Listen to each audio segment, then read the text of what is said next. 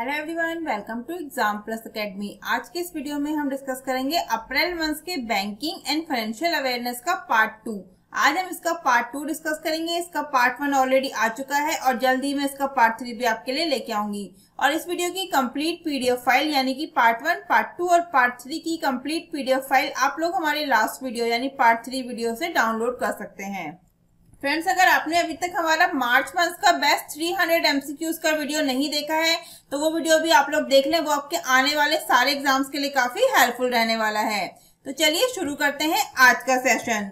पहला क्वेश्चन है, which establishment day is celebrated by Punjab National Bank on April 12, 2021। यानी कि पंजाब नेशनल बैंक ने 12 अप्रैल 2021 को अपना कौन सा स्थापना दिवस मनाया है, ये क्वेश्चन में पूछा गया है। तो पंजाब नेशनल बैंक ने 12 अप्रैल 2021 को, यहाँ से क्वेश्चन भी बनता है कि कब होता है पंजाब नेशनल बैंक का स्थापना दिवस। वो होता है 12 अप्रैल को। 12 अप्रैल को पंजाब नेशनल बैंक का स्थापना दिवस होता है। और इस वर्ष यानी कि 2021 में पंजाब नेशनल बैंक ने अपना 127वां स्थापना दिवस मनाया है। कौन सा मनाया है? 127वां पंजाब नेशनल बैंक ने। तो पंजाब नेशनल बैंक ने एक डिजिटल पहल जिसका नाम है PNB@E शुरू की है। क्वेश्चन ये भी पूछा जा सकता है कि PNB@E किसने शुरू की है? पंजाब नेशनल बैंक ने शुरू की है। और कब शुरू की है? ये शुरू की है अपने स्थापना दिवस यानी कि 12 अप्रैल 2021 को पंजाब नेशनल बैंक ने एक डिजिटल पहल शुरू की है जिसका नाम है PNB@E, जिसके तहत बैंक शाखा द्वारा किए गए प्रत्येक लेन देन को स्वयं कस्टमर्स द्वारा शुरू और अधिकृत किया जाएगा। यह सुविधा कस्टमर्स को एक पटल के तहत सभी बैंकिंग सेवाओं का लाभ उठाने में सक्षम करेगी। यानी कि Punjab National bank has launched A digital initiative PNB@E। क्या नाम है इसका? PNB@E, under which every transaction undertaken by A bank branch will be initiated by authorized by customers themselves. This facility will enable the customers to avail all banking service under one roof. तो question दोनों तरीके से पूछा जा सकता है कि कब मनाया जाता है। वो मनाया जाता है 12 अप्रैल को पंजाब नेशनल बैंक का स्थापना दिवस। और दूसरा ये कि इस वर्ष यानी कि 2021 में कौन सा मनाया गया? वो मनाया गया 127वां 127th। और क्वेश्चन ये भी पूछा जा सकता है कि PNB@E जो डिजिटल पहल है ये कब शुरू करी है पंजाब नेशनल बैंक ने? तो ये शुरू करी है 12 अप्रैल यानी कि अपने स्थापना दिवस पे। तो कंटेंट जरूर से पढ़ के जाइएगा। कंटेंट मैंने हिंदी और इंग्लिश दोनों में अवेलेबल कराया है। जिसको जो सुटेबल है वो जरूर पढ़ें, क्योंकि कंटेंट से भी क्वेश्चन बन सकते हैं। जो क्वेश्चन मैंने बनाया है डिफरेंट तरीके से भी पूछा जा सकता है कंटेंट से ही। और जो मैंने कंटेंट अदर डिफरेंट पॉइंट्स में भी दिया है, आप लोग देख सकते हैं। यहाँ पे जो कंटेंट है वो डिफरेंट पॉइंट्स में दिया गया है। यानी कि जो अपने 127वें स्थापना दिवस पर पंजाब नेशनल बैंक ने एक अन्य डिजिटल पहलों की भी घोषणा की है, जैसे कि वीडियो KYC के माध्यम से ऑनलाइन बचत खाता खोलने, इंस्टा पूर्व स्वीकृत ऋण, इंस्टा डीमेट खाता तथा इंटरनेट और मोबाइल बैंकिंग सेवाओं के माध्यम से बीमा सुविधा। PNB का 127वां स्थापना दिवस कब मनाया गया है? 12 अप्रैल 2021 को। इंपॉर्टेंट पॉइंट है। और आप लोग वीडियो को पॉज करके या फिर PDF डाउनलोड करके अदर पॉइंट्स भी देख सकते हैं। जिसको जो लैंग्वेज सुटेबल है, हिंदी और इंग्लिश दोनों में मैंने यहाँ पे आप लोगों को कंटेंट अवेलेबल करवाया है। अब बात कर लेते हैं पंजाब नेशनल बैंक की। पंजाब नेशनल बैंक का हेडक्वार्टर है न्यू दिल्ली और इसके MD और CEO कौन है? मल्लिकार्जुन राव। इंपॉर्टेंट है कि कौन है पंजाब नेशनल बैंक के MD CEO? वो है SS मल्लिकार्जुन राव, इनका पूरा नाम है। और पंजाब नेशनल बैंक फाउंडेड 19 मई 1894 इन लाहौर, पाकिस्तान। तो ये पंजाब नेशनल बैंक के बारे में इंपॉर्टेंट पॉइंट्स हैं। और कंटेंट आप लोग जरूर से पढ़ के जाइएगा, क्योंकि कंटेंट से काफी ज्यादा क्वेश्चंस पुट अप होते हैं। क्वेश्चन डिफरेंट तरीके से भी पूछे जा सकते हैं कंटेंट से। तो कंटेंट इंपॉर्टेंट है। इस PDF डाउनलोड करके आप लोग कंटेंट को जरूर पढ़ के जाइएगा। अब चलते हैं हमारे नेक्स्ट क्वेश्चन पे। नेक्स्ट क्वेश्चन है, With which of the following has RBL Bank partnered to launch Pay by Bank app? यानी कि पे बाय बैंक ऐप लॉन्च करने के लिए RBL बैंक ने किसके साथ साझेदारी की है, ये क्वेश्चन में पूछा गया है। तो सबसे पहले उस ऐप का क्या नाम है? उसका नाम है पे बाय बैंक ऐप। तो क्वेश्चन ये भी बन सकता है कि पे बाय बैंक ऐप किसने लॉन्च की है? वो लॉन्च की है आरबीएल बैंक ने। और किसके साथ मिलकर लॉन्च की है? वो की है master card. Master card is the right answer. Master card के साथ आरबीएल बैंक ने साझेदारी करके पे बाय बैंक ऐप लॉन्च किया है।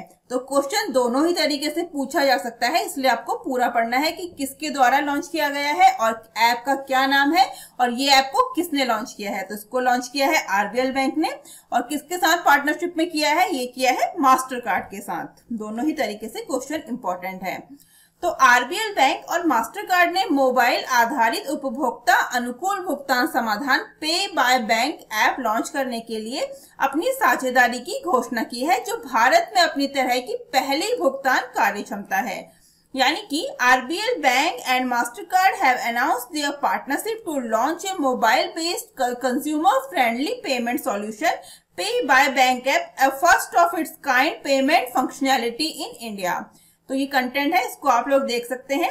याद रखिएगा, आरबीएल बैंक और मास्टर कार्ड ने साझेदारी की है, पार्टनरशिप की है, जिसको ये ऐप लॉन्च करने के लिए। इस ऐप का नाम है पे बाय बैंक ऐप। क्या नाम है? पे बाय बैंक ऐप। ये कंटेंट इंग्लिश हिंदी दोनों में है, आप लोग इसको पढ़ सकते हैं।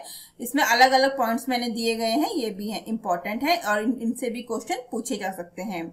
तो आरबीएल बैंक के जो खाता धारक हैं अपने मोबाइल बैंकिंग एप्लीकेशन के माध्यम से इन स्टोर और ऑनलाइन दोनों से दुनिया भर में संपर्क रहित यानी कि कॉन्टैक्टलेस लेन देन का आनंद ले सकते हैं। यह कार्यक्षमता दुनिया भर में व्यापारियों को स्वीकार करने वाले सभी मास्टर कार्ड पर उपलब्ध होगी जो कि कॉन्टैक्टलेस और ऑनलाइन भुगतान स्वीकार करते हैं। अब बात कर लेते हैं आरबीएल बैंक की। RBL bank founded in August 1943। RBL bank headquarter कहाँ पे है? मुंबई, महाराष्ट्र में। और आरबीएल बैंक के एमडी और सीईओ कौन है? विश्ववीर आहूजा। क्या नाम है उनका? विश्ववीर आहूजा है एमडी और सीईओ किसके? आरबीएल बैंक के। मास्टर कार्ड की बात करते हैं तो मास्टर कार्ड का हेडक्वार्टर है न्यूयॉर्क, यूएसए में। और मास्टर कार्ड के प्रेसिडेंट कौन है? माइकल मायवेक, ये इसके प्रेसिडेंट है। और ये कंटेंट आप लोगों को अवेलेबल है, आप लोग देख सकते हैं। अब चलते हैं हमारे नेक्स्ट क्वेश्चन पे। नेक्स्ट क्वेश्चन है, how many million ventures fund has Amazon launch for digitising SMEs in India? यानी कि अमेजोन ने भारत में डिजिटाइजिंग एसएमईज के लिए कितने मिलियन वेंचर फंड लॉन्च किया है, ये क्वेश्चन में पूछा गया है। क्या पूछा गया है कि अमेजोन ने भारत में डिजिटाइजिंग एसएमईज के लिए कितने मिलियन वेंचर फंड लॉन्च किया है? तो अमेजोन ने कितना किया है? $250 मिलियन। कितना किया है? $250 मिलियन फंड लॉन्च किया है अमेजोन ने। और किस लिए किया है? तो भारत में डिजिटाइजिंग एसएमईज के लिए लॉन्च किया है अमेजोन ने। तो क्वेश्चन दोनों तरीके से बनता है, किसने किया है और कितना किया है। तो ई कॉमर्स की दिग्गज कंपनी अमेजोन ने एसएमई को डिजिटल बनाने पर ध्यान देने के लिए भारतीय स्टार्टअप और उद्यमियों में निवेश करने के लिए अमेजोन संभव वेंचर फंड नाम से $250 मिलियन का उद्यम फंड लॉन्च किया है, जो लगभग कितने के बराबर होता है? $250 मिलियन। वो हो जाएगा 1873 करोड़ रुपए के बराबर है। अप्रॉक्स कितना बनेगा? 1873 करोड़ रुपए। अमेजोन संभव वेंचर फंड के लॉन्च का उद्देश्य इस परिकल्पना में भागीदारी के लिए देश में सर्वश्रेष्ठ विचारों को आकर्षित करना और उद्यमियों को समर्थ बनाना है। तो ये इंपॉर्टेंट पॉइंट्स हैं, इसमें से क्वेश्चन जरूर बनेगा, इसलिए इसको जरूर से पढ़ के जाइएगा। The e-commerce giant Amazon has launched a $250 million venture fund called Amazon Sambhav Venture Fund to invest in India's startups and entrepreneurs with a focus on digitizing SMEs. The launch of the Amazon Sambhav Venture Fund aims to attract the best ideas and empower entrepreneurs in the country to partner in this vision. तो ये point available है English और हिंदी दोनों में। Amazon की बात कर लेते हैं। अमेजोन के फाउंडर या सीईओ कौन है? Jeff Bezos. उसकी स्थापना हुई थी फाउंडेड इन 5 जुलाई 1994। हेडक्वार्टर कहाँ पे है? सीटल, वॉशिंगटन, यूएस में इसका हेडक्वार्टर है। किसका? Amazon.com का। नेक्स्ट क्वेश्चन पे चलते हैं। नेक्स्ट क्वेश्चन है, how many percent has Nomura reduce India's GDP estimate in financial year 2022? यानी कि नोमुरा ने फाइनेंशियल ईयर 2022 में भारत की जीडीपी का अनुमान कितने परसेंट तक घटाया है? याद रखिएगा, कितने परसेंट तक घटाया है, ये क्वेश्चन पूछा गया है। तो नोमुरा ने घटाया है फाइनेंशियल ईयर 2022 में भारत की जीडीपी का अनुमान 12.6% तक। कितना घटाया है? 12.6% तक घटाया है नोमुरा ने फाइनेंशियल ईयर 2022 में भारत की जीडीपी का जो अनुमान है। तो जापानी ब्रोकरेज कंपनी, ये जापान की है, इंपॉर्टेंट है कि कहाँ की है नोमुरा। नोमुरा जापान की ब्रोकरेज कंपनी है। नोमुरा ने बढ़ते कोरोना वायरस मामलों और उच्च मुद्रास्फीति के बीच वित्तीय वर्ष 2021-22 में भारत के जीडीपी अनुमान को 13.5% के पिछले अनुमान से 12.6% तक संशोधित किया है। पिछला कितना था इसका? 13.5 था, जो कितना कर दिया गया है? 12.6।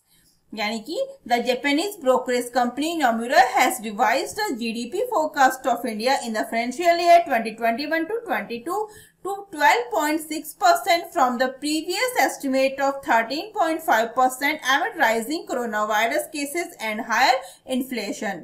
और नोमुरा ने कैलेंडर वर्ष के जीडीपी उत्पाद की वृद्धि दर पिछले अनुमानित दर 12.5% से कम 11.5% तक भी आकी है। यानी कि Nomura has pegged the calendar year GDP growth at 11.5%, a decline from 12.4% estimate earlier। तो इंपॉर्टेंट भी है कि नोमुरा ने कितने परसेंट तक घटाया है, कम किया है? वो किया है 12.6% तक भारत की जीडीपी का अनुमान फाइनेंशियल ईयर 2022 में। और नोमुरा कहाँ की है? नोमुरा जापान की ब्रोकरेज कंपनी है। नेक्स्ट क्वेश्चन पे चलते हैं। नेक्स्ट क्वेश्चन है which bank has become the co promoter of Max Life Insurance. यानी कि कौन सा बैंक मैक्स लाइफ इंश्योरेंस का सह प्रमोटर बना है, ये क्वेश्चन में पूछा गया है। तो कौन सा बैंक बना है? एक्सिस बैंक बना है। एक्सिस बैंक बना है सह प्रमोटर। किसका बना है? मैक्स लाइफ इंश्योरेंस का बना है। तो एक्सिस बैंक लिमिटेड ने सूचित किया है कि कंपनी में एक्सिस एंटिटीज द्वारा सामूहिक रूप से 12.99% हिस्सेदारी का अधिग्रहण पूरा करने के बाद यह max Life insurance company limited का सह प्रवर्तक बन गया है। एक्सिस बैंक और उसकी दो सहायक कंपनियां एक्सिस कैपिटल लिमिटेड और एक्सिस सिक्योरिटीज लिमिटेड सामूहिक रूप से सौदे की समाप्ति के बाद मैक्स लाइफ में 12.99 हिस्सेदारी के मालिक हैं। तो याद रखिएगा कौन सा बैंक बना है मैक्स लाइफ इंश्योरेंस का सह प्रमोटर? वो बना है axis bank. Axis bank informed it has become को promoters of Max Life Insurance Company Limited after completion of the acquisition of 12.99 stake collectively by the Axis entity in the company. Axis Bank and its two subsidiaries, Axis Capital and Axis Securities Limited, will collectively own a 12.99% stake in a Max Life after the consummation of the deal. तो ये content दोनों में दिया गया है, English Hindi, और उसको video को पॉज करके या फिर पीडीएफ डाउनलोड करके कंटेंट को जरूर से पढ़ लीजिएगा। बात कर लेते हैं अब मैक्स लाइफ इंश्योरेंस की। मैक्स लाइफ इंश्योरेंस के सीईओ कौन है? प्रशांत त्रिपाठी। कौन है? प्रशांत त्रिपाठी है मैक्स लाइफ इंश्योरेंस के सीईओ है। और Max Life insurance founded in 2001 and headquarter in New Delhi. बात कर लेते हैं एक्सिस बैंक की। एक्सिस बैंक के CEO Amitabh Chaudhary, headquarter Mumbai Maharashtra and founded in 1993। तो ये पॉइंट्स हैं, ये भी आप लोग देख सकते हैं। और ये इंपॉर्टेंट है कि कौन सीईओ है बैंक्स के, क्या टैगलाइंस है, क्या हेडक्वार्टर्स हैं, कब स्थापना हुई थी, ये सारे ही क्वेश्चंस एग्जाम्स में पूछे जाते हैं, इसलिए जरूर से पढ़ के जाइएगा। और अगर आप लोगों को ये वीडियो अच्छी लगती है तो आप लोग हमारे चैनल का नाम और इस वीडियो को अदर स्टूडेंट के साथ जरूर शेयर करिएगा। अब चलते हैं हमारे नेक्स्ट क्वेश्चन पे। हमारा नेक्स्ट क्वेश्चन है With which of these has Bharti AXA life formed bancassurance partnership? यानी कि भारती एक्सल लाइफ ने किसके साथ बैंकश्योरेंस साझेदारी की है, ये क्वेश्चन में पूछा गया है। तो भारती एक्सल लाइफ इंश्योरेंस ने फिनकेयर स्मॉल फाइनेंस बैंक के साथ, किसके साथ? फिनकेयर स्मॉल फाइनेंस बैंक के साथ बैंकश्योरेंस साझेदारी की है। याद रखिएगा, इंपॉर्टेंट है, किसके साथ की है? भारती एक्सल लाइफ ने फिनकेयर स्मॉल फाइनेंस बैंक के साथ बैंकश्योरेंस साझेदारी की है। तो भारती एक्सल लाइफ और फिनकेयर स्मॉल फाइनेंस बैंक ने एक बैंकश्योरेंस साझेदारी के लिए हाथ मिलाया है, जिसके तहत बैंक अपने कस्टमर्स को बीमा पॉलिसी बेचेगा। यह गठबंधन फिनकेयर स्मॉल फाइनेंस बैंक ने 26.5 लाख से अधिक कस्टमर्स को जीवन बीमा समाधान उपलब्ध कराएगा और उन्हें वित्तीय सुरक्षा प्रदान करेगा। यानी कि भारतीय AXA life and Fincare small finance bank have joined hands for a bank insurance partnership under which the bank will sell insurance policies to its customers. This alliance will make life insurance solution reachable to over 26.5 lakh customers of Fincare Small Finance Bank and provide financial security to them. ये content available है, इसको आप देख सकते हैं। ये other points भी आप लोग वीडियो को पॉज करके या फिर पीडीएफ डाउनलोड करने के बाद देख सकते हैं। अब बात कर लेते हैं भारतीय एक्सल लाइफ इंश्योरेंस की। तो भारतीय एक्सल लाइफ इंश्योरेंस के एमडी और सीईओ कौन है? पराग राजा, ये इसके एमडी और सीईओ है किसके? भारतीय एक्सल लाइफ इंश्योरेंस के। और फिनकेयर स्मॉल फाइनेंस बैंक के एमडी सीईओ है राजीव यादव। कौन है? राजीव यादव, किसके? फिनकेयर स्मॉल फाइनेंस बैंक के। मैंने जो ऑप्शन में आपको अदर बैंक्स भी दिए हैं स्मॉल फाइनेंस बैंक, आप लोग मुझे इनके भी एमडी सीईओ और इनकी स्थापना और इनका हेडक्वार्टर जरूर कमेंट्स बॉक्स में बताइएगा।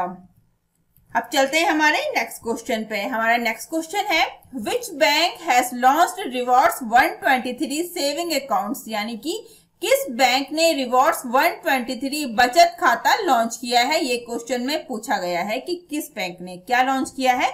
Rewards 123 saving account. Saving account का नाम क्या है? रिवॉर्ड्स 123। वो किया है एयरटेल पेमेंट बैंक ने। एयरटेल पेमेंट्स बैंक ने लॉन्च किया है रिवॉर्ड्स 123 सेविंग अकाउंट।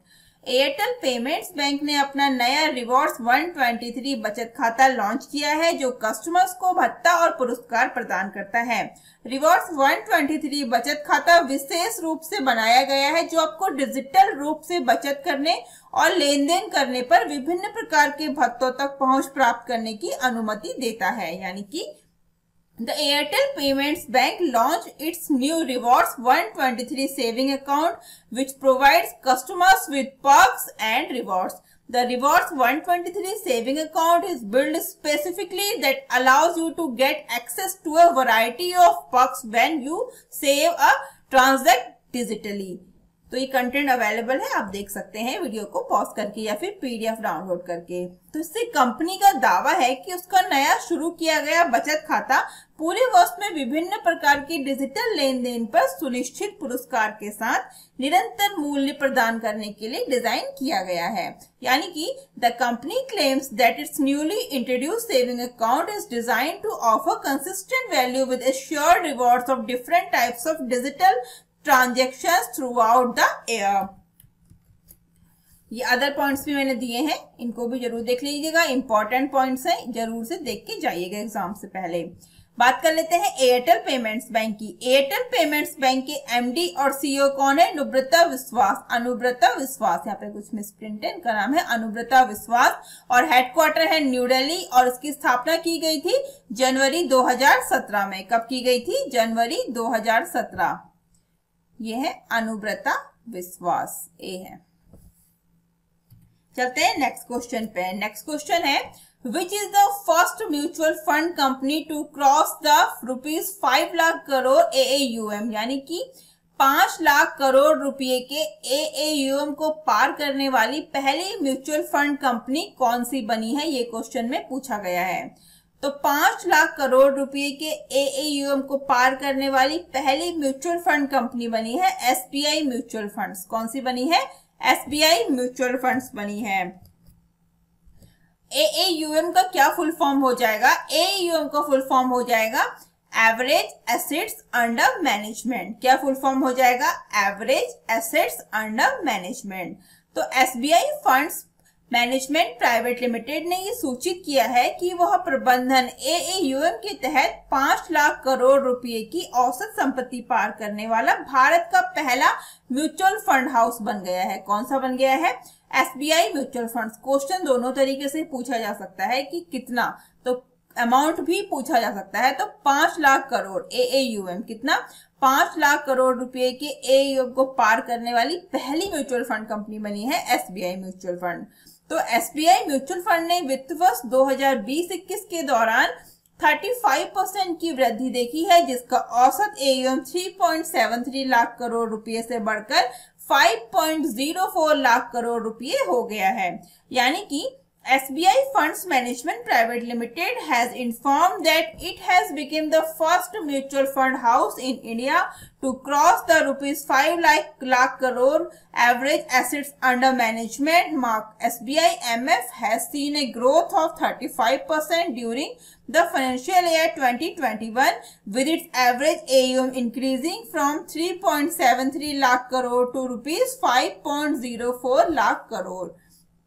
तो ये AUM का फुल फॉर्म मैंने फिर बताती हूँ कि इसका फुल फॉर्म है एवरेज एसेट्स अंडर मैनेजमेंट, और 5 लाख करोड़ रुपए की AUM को पार करने वाली पहली म्यूचुअल फंड कंपनी बन गई है SBI म्यूचुअल फंड्स।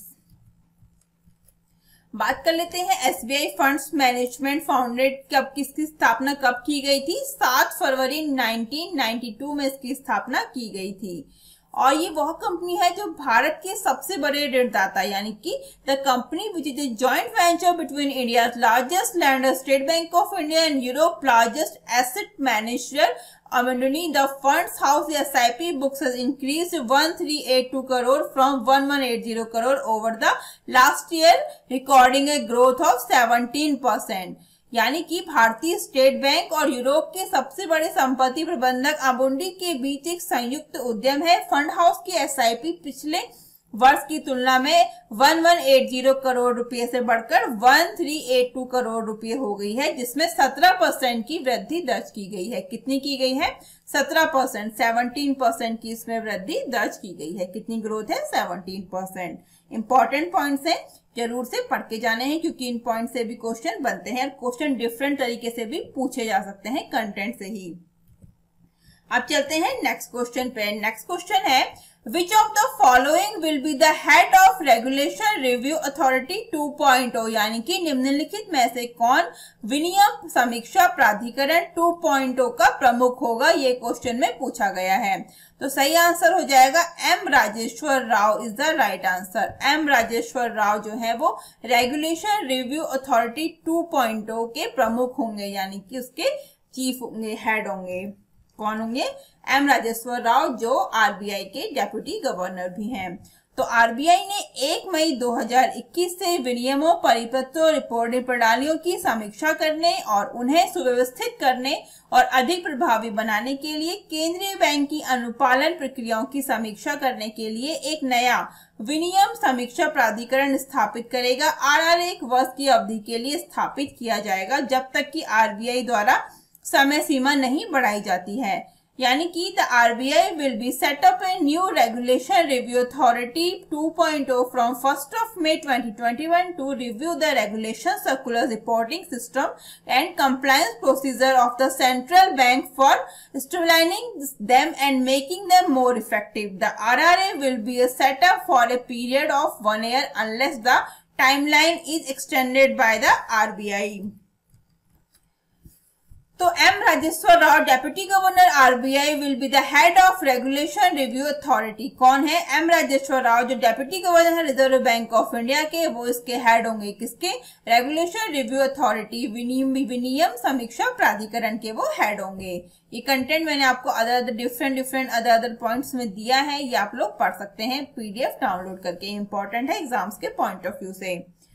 चलते हैं नेक्स्ट क्वेश्चन पे। नेक्स्ट क्वेश्चन है, Which of the following has recently bought AI speech tech firm known for $19.7 billion? यानी कि निम्नलिखित में से किसने हाल ही में AI स्पीच टेक फर्म नॉस को $19.7 बिलियन में खरीदा है? ये क्वेश्चन में पूछा गया है। तो किसने, जो ऑप्शन में दिए हैं इनमें से किसने खरीदा है AI स्पीच टेक फर्म नॉन्स को? किसने खरीदा है? वो खरीदा है माइक्रोसॉफ्ट ने। और क्वेश्चन दोनों तरीके से पूछा जा सकता है कि किसने खरीदा है, या फिर क्वेश्चन ऐसे भी आ सकता है कि कितने बिलियन डॉलर में खरीदा है। तो वो भी इंपॉर्टेंट है। 19.7 बिलियन डॉलर में खरीदा है माइक्रोसॉफ्ट ने। अमाउंट भी पूछा जा सकता है या फिर कंपनी का नाम भी पूछा जा सकता है। तो माइक्रोसॉफ्ट ने लिंक्डइन के बाद अपना दूसरा सबसे बड़ा अधिग्रहण किया है। टेक दिग्गज ने एआई स्पीच टेक फर्म नॉन्स को 19.7 बिलियन डॉलर, कितना 19.7 बिलियन डॉलर में खरीदा है।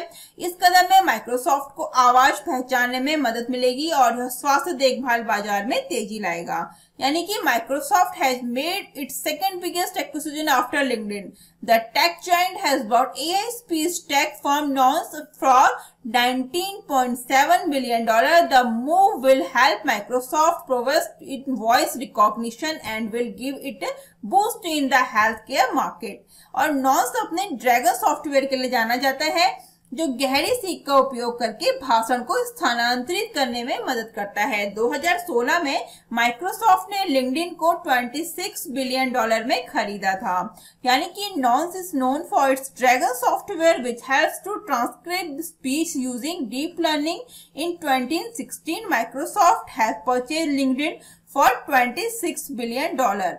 तो ये भी इंपॉर्टेंट है कि माइक्रोसॉफ्ट ने लिंक्डइन को कितने बिलियन डॉलर में खरीदा था। वो खरीदा था 26 बिलियन डॉलर में खरीदा था। और कब खरीदा था? 2016 में माइक्रोसॉफ्ट ने लिंक्डइन को 26 बिलियन डॉलर में खरीदा था। अदर पॉइंट्स भी इंपॉर्टेंट है, ये मैंने दिए हैं, आप लोग इन पॉइंट्स को जरूर से पढ़ के जाइएगा पीडीएफ डाउनलोड करके।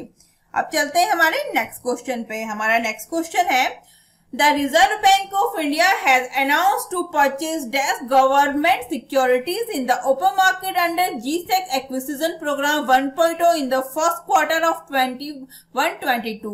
यानी कि भारतीय रिजर्व बैंक ने 2021-22 की पहली तिमाही में जी सेक्शन अधिग्रहण कार्यक्रम 1.0 के तहत की सरकारी प्रतिभूतियों की खुले बाजार में खरीद करने की घोषणा की है। जो फिल इन द ब्लैंक्स में अमाउंट फिक्स करना है कि कितने करोड़ रुपए की सरकारी प्रतिभूतियों की खुले बाजार में खरीद करने की घोषणा की है। तो सही आंसर हो जाएगा 1 लाख करोड़ रुपए। कितना? 1 लाख करोड़ रुपए इज द राइट आंसर। तो आरबीआई ने 2021-22 की पहली तिमाही में जी सेक्शन अधिग्रहण कार्यक्रम के तहत 1 लाख करोड़ रुपए की सरकारी प्रतिभूतियों की खुली बाजार में खरीद करने की घोषणा की है। The RBI has announced to conduct the open market purchase of government securities of rupees 1 lakh crore under the G section acquisition program GSEC 1.0 in the first quarter 21 to 22। याद रखिएगा, इंपॉर्टेंट है कि कितने करोड़ रुपीस की खुले बाजार में खरीद करने की घोषणा की है। किसकी? सरकारी प्रतिभूतियों की, यानी कि गवर्नमेंट सिक्योरिटीज की। तो कितने की है? 1 लाख करोड़ रुपए की गवर्नमेंट सिक्योरिटीज की खुले बाजार में खरीद करने की घोषणा की है रिजर्व बैंक ऑफ इंडिया ने। तो इसका उद्देश्य क्या है? इसका उद्देश्य उपज वक्र का एक स्थिर और व्यवस्थित विकास करना है। इस योजना के तहत GSEC 1.0 के तहत 25,000 करोड़ रुपए की कुल राशि के लिए सरकारी प्रतिभूतियों की पहली खरीद 15 अप्रैल 2021 को आयोजित की जाएगी। या आप पढ़ सकते हैं, दोनों ही पॉइंट इंपॉर्टेंट है, हिंदी और इंग्लिश दोनों में। नेक्स्ट क्वेश्चन है, RBI has decided to open which of the following centralized payment system CPS facility for payment system operators। यानी कि RBI ने भुगतान प्रणाली ऑपरेटरों के लिए निम्नलिखित में से किस केंद्रीकृत भुगतान प्रणाली सुविधा को खोलने का निर्णय लिया है, ये क्वेश्चन में पूछा गया है। तो आंसर भी साथ में मेंशन है, चलिए कोई बात नहीं। The right answer is option C, A and B both, यानी कि आरटीजीएस एंड एनईएफटी दोनों ही सही आंसर हो जाएंगे। तो सही आंसर हो जाएगा ऑप्शन सी। तो ऑनलाइन भुगतान क्षेत्रों में एक प्रमुख कदम में आरबीआई ने भुगतान प्रणाली ऑपरेटरों को केंद्रीकृत भुगतान प्रणाली, क्या उसका इंग्लिश में मीनिंग होगा? सेंट्रलाइज्ड पेमेंट सिस्टम, सीपीएस का फुल फॉर्म हो जाएगा सेंट्रलाइज्ड पेमेंट सिस्टम, जैसे आरटीजीएस और एनईएफटी की प्रत्यक्ष सदस्यता लेने की अनुमति देने का निर्णय लिया है। In a major move on the online payment segments, the RBI has decided to allow payment system operators to take direct membership of centralized payment systems such as RTGS and NEFT। तो बैंकों के अलावा जो अन्य संस्थाओं के लिए भी सीपीएस, आरटीजीएस और एनईएफटी में मेंबरशिप कुछ अपवादों के साथ, जैसे कि निगमों को साफ करने और विकास वित्तीय संस्थानों को चुनने जैसी विशिष्ट संस्थाएं अब तक बैंकों तक सीमित हैं। यानी कि membership in centralised payment system RTGS and NEFT for entities other than bank are so far limited to bank with a few exceptions such as specialized entity like clearing corporation and select development financial institution। तो important points हैं हिंदी और English दोनों में ही, आप लोग इनको देख सकते हैं। अब चलते हैं हमारे नेक्स्ट क्वेश्चन पे। हमारा नेक्स्ट क्वेश्चन है, Nirmala Sitharaman attended the second virtual G20 meeting of the finance minister and central bank governors, which country is the chairman of this meeting. क्या पूछा गया है क्वेश्चन में? पूछा गया है कि निर्मला सीतारमण ने द्वितीय वर्चुअल G20 वित्त मंत्रियों और केंद्रीय बैंक गवर्नरों की बैठक में भाग लिया है। इस बैठक का अध्यक्ष कौन सा देश बना है, ये क्वेश्चन में पूछा गया है। तो निर्मला सीतारमण जो अभी हमारी वर्तमान में फाइनेंस मिनिस्टर हैं, वित्त मंत्री कौन है? निर्मला सीतारमण। और इन्होंने जो क्वेश्चन पूछा गया है वो पूछा गया है कि जो वर्तमान में इंडिया की फाइनेंस मिनिस्टर हैं निर्मला सीतारमण, उन्होंने द्वितीय वर्चुअल G20 वित्त मंत्रियों और केंद्रीय बैंक के गवर्नर्स की बैठक में भाग लिया है। इस बैठक का अध्यक्ष कौन सा देश बना है, ये क्वेश्चन में पूछा गया है। तो इस बैठक का अध्यक्ष बना है इटली। कौन सा देश बना है? वो बना है इटली, इस बैठक का अध्यक्ष देश।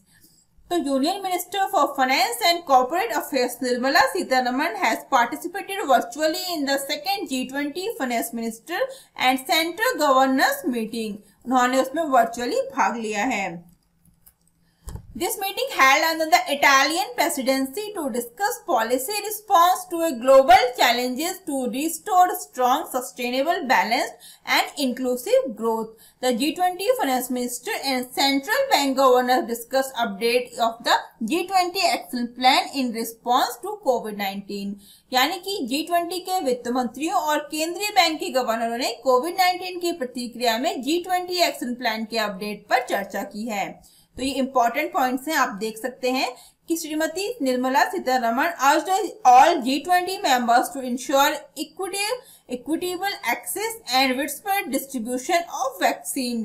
यानी कि उन्होंने सभी G20 मेंबर्स से वैक्सीन की समान पहुंच और व्यापक वितरण को सुनिश्चित करने का आग्रह भी किया है। तो ये सारे पॉइंट्स आप लोग देख सकते हैं और इनको पढ़ सकते हैं, इंपॉर्टेंट पॉइंट्स हैं। अब चलते हैं हमारे नेक्स्ट क्वेश्चन पे। हमारा नेक्स्ट क्वेश्चन है, Nirmala Sitharaman attended while meeting of विकास समिति प्लेनरी थ्रू वीडियो कॉन्फ्रेंसिंग। यानी कि निर्मला सीतारमण ने वीडियो कॉन्फ्रेंसिंग के माध्यम से विकास समिति प्लेनरी की कौन सी मीटिंग में हिस्सा लिया है, ये क्वेश्चन में पूछा गया है। तो सही आंसर हो जाएगा 103वीं बैठक में हिस्सा लिया है। यानी कि union minister for finance and corporate affairs Shrimati Nirmala Sitharaman participated in the 103rd meeting of the development committee plenary via video conferencing. During the meeting, she shared the measures taken to combat COVID-19, including social support measures for the poor and vulnerable and relief measures for firms in statutory and regulatory compliance matters। तो ये है इसका meaning कि केंद्रीय वित्त और corporate मामलों की मंत्री श्रीमती निर्मला सीतारमण ने वीडियो कॉन्फ्रेंसिंग के माध्यम से विकास समिति प्लेनरी की 103वीं बैठक में भाग लिया है। बैठक के दौरान उन्होंने कोविड-19 से निपटने के लिए किए गए उपायों को साझा किया है, जिसमें गरीबों और कमजोरों के लिए सामाजिक सहायता के उपाय और फर्मों के लिए सांविधिक और नियामक अनुपालन मामले में राहत के उपाय शामिल हैं। इंपॉर्टेंट पॉइंट्स हैं, ये आप लोग देख सकते हैं।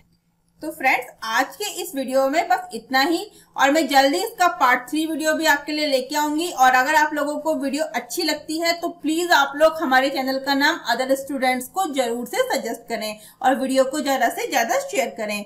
आप लोग हमसे डिफरेंट सोशल मीडिया प्लेटफॉर्म पर भी जुड़ सकते हैं, Instagram, Facebook, Telegram, Twitter, Gmail, WhatsApp का लिंक आपको नीचे डिस्क्रिप्शन बॉक्स में मिल जाएगा।